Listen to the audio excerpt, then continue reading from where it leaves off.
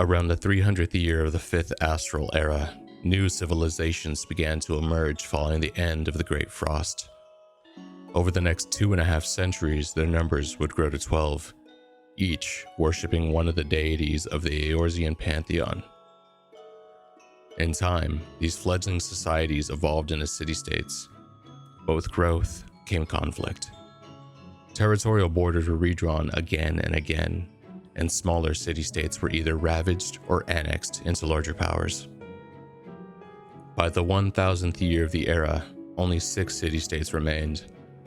Among the most prominent were Nim, located on the Isle of Vilbrand, the ancient city of Amdapor, deep in what is now the South Shroud, and Mhach, rising from the fertile basin of the western Yafaem region.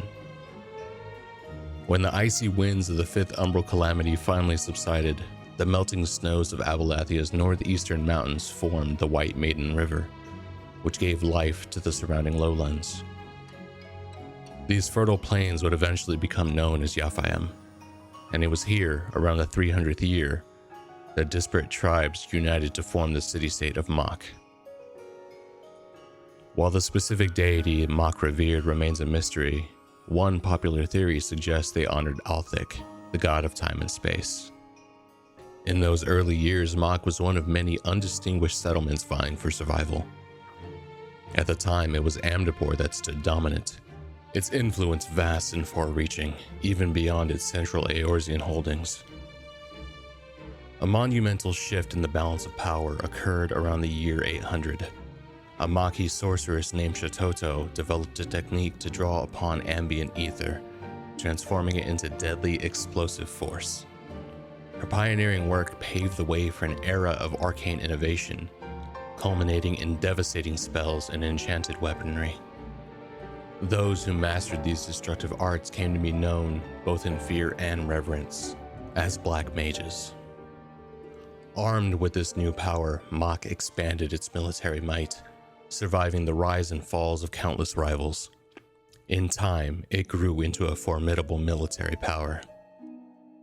As Mhach's strength surged, its sorcerers sought even greater power, turning their gaze to the dark. Void magics. These dark arts enabled the summoning and manipulation of void scent, terrifying beings from beyond the corporeal world, from a realm known as the Void.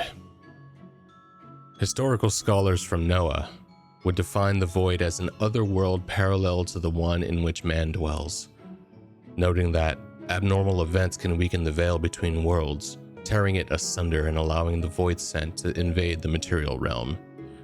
These fiends, having a depraved appetite, seek our world merely to consume the ether it contains, allowing neither beast nor man to stand in their way. As one Mhachi sorcerer's familiar once remarked, advances in Mhachi sorcery were made for one reason and one reason only: cataclysmic destructive power.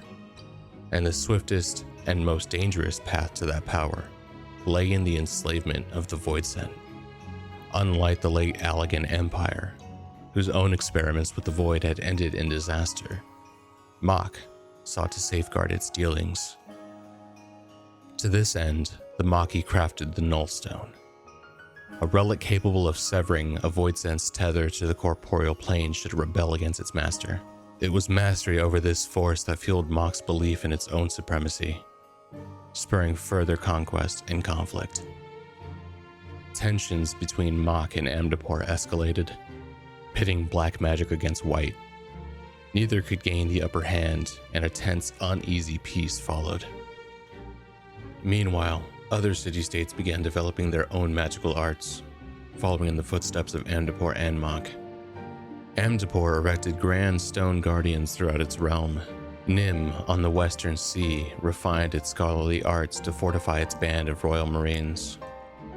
But Mhach, never content, delved deeper into the Void, raising an army of void-sent thralls to support its expansionist ambitions. A silent, cold war gripped the realm until, in the mid-13th century, a single unknown catalyst ignited open conflict. Thus began the War of the Magi. The war raged for more than 3 centuries, consuming the land. Ether was drained from the realm at an alarming rate, a consequence unnoticed until it would be far too late. Mhach's destructive might allowed it to conquer many of its rivals, but their tactics were far from honorable. In a particularly nefarious plot, Mhachi mages summoned Batoso, a pestilence-bearing void scent, binding it within an ornate amphora. Disguising itself under a veil of invisibility, the amphora was then given to an island tribe of Lalafell, who were then coerced into gifting it to Nemean soldiers stranded on their island after a storm. Unaware of the threat, the soldiers eventually returned home, bringing with them the devastating Green Death. The plague swept through Nim, causing grotesque disfigurement and death. But it wasn't the disease itself that broke the nation. It was the panic and the collapse of order that followed. By the year 1510, the War of the Magi neared its crescendo. Mhach's void mages marched toward their ultimate rival, Amdapor. Despite Amdapor keep standing for centuries, it fell swiftly to Mhach's void-sent legions. Seeking to end the war in one bold move, Mhach planned to summon Diabolos, a high-ranking void-sent.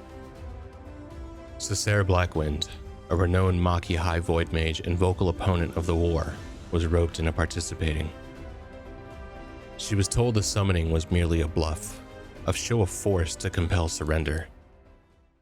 She was deceived, and Diabolos was sent loose upon Amdapor. Amdapor responded with force. With its white magic and mighty golem guardians, it sealed Diabolos deep within the city, ending Mhach's assault. And with that, Cessair was branded a traitor for her protests. The Battle of Amdapor was not the cause of Eorzea's ruin, but it was the breaking point. Centuries of unchecked magic had tipped the elemental balance towards water. The land's ether was depleted. The realm's most powerful seers were summoned to scar the future. They found only one thing: darkness. A great flood was coming, a calamity to purge the realm of its excess. In desperation, citizens and scholars pleaded with their governments to end the war. Reluctantly, the remaining city-states agreed and combined their efforts to safeguard the populace. These joint forces would later be called the First Grand Companies. Each nation took its own action. Nim, crippled by the Green Death, launched Operation Maelstrom, hoping to ward off the flood with vast magical barriers.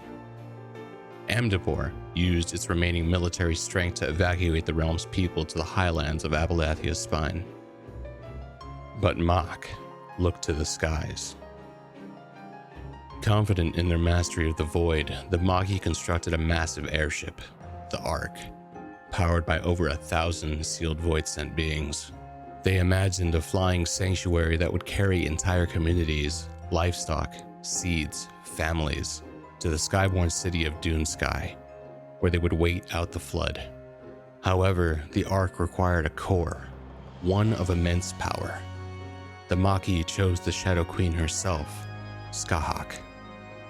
Only one mage could have a hope of controlling her, the one and only Cessair Blackwind. Though once imprisoned by her people, she was their last hope. Despite her objections to the danger of the plan, Cessair agreed, choosing to do what she could to save her people. She and 53 Void Mages boarded the Ark, sealing Skahak and her minions within a network of interconnected arcane coffins. The ship launched to thunderous applause, but the Ark would never return. Even the genius of Cessair and her team could not contain the Shadow Queen. One by one, the Void Scent broke free. The tight corridors of the ship became a slaughterhouse for the Mhachi citizenry. Knowing all was lost, Cessair and her Void Mages gave their lives in a final act of defiance, sealing Skahak once more. The only survivor was Cessair's feline familiar. To this day, the Ark still drifts above the clouds, masterless. Now it's only known by a darker name: the Void Ark. As foretold, the elemental imbalance culminated in a catastrophic flood. The fifth astral era ended in deluge. Mhach was lost beneath the waves. The few who had fled into the mountains watched helplessly as their homeland vanished, convinced that the Ark would preserve their legacy. They were wrong. What they returned to was nothing more than a swamp. Yafaem, once fertile, was now salt-choked, unfit for life.